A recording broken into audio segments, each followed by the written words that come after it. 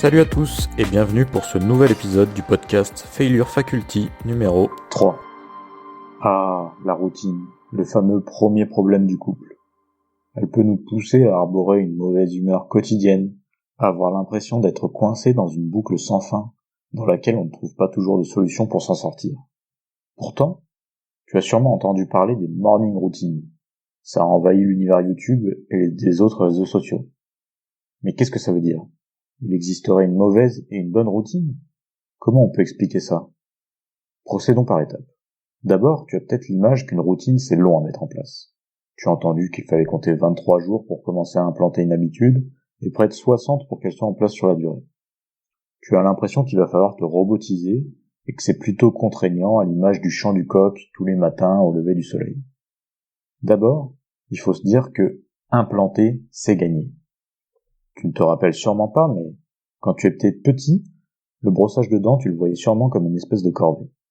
Alors qu'aujourd'hui, du moins je l'espère, c'est devenu un événement neutre que tu fais sans te poser de questions, comme mettre ta ceinture en rentrant dans une voiture.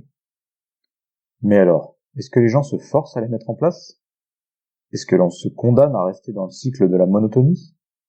Le secret de la puissance de la morning routine réside selon moi dans le fait qu'on va aller plus loin que les événements que je qualifierais de neutres dont je t'ai parlé précédemment comme le brossage de dents ou la ceinture. On va s'en servir pour une bonne mise en route, pour gérer la bonne et la mauvaise humeur.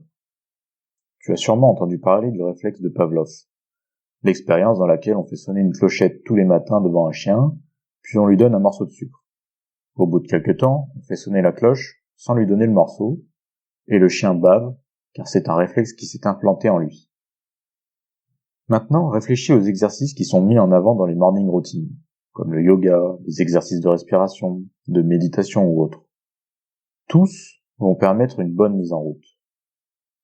Et même si tu as fait un rêve désagréable, que tu t'es levé du mauvais pied, tu vas soigner ça en activant ton réflexe de bien-être et de bonne mise en route de ta journée.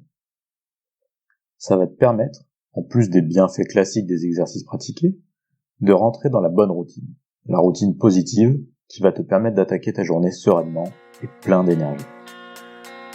Et toi, quels sont tes petits rituels pour démarrer ta journée ?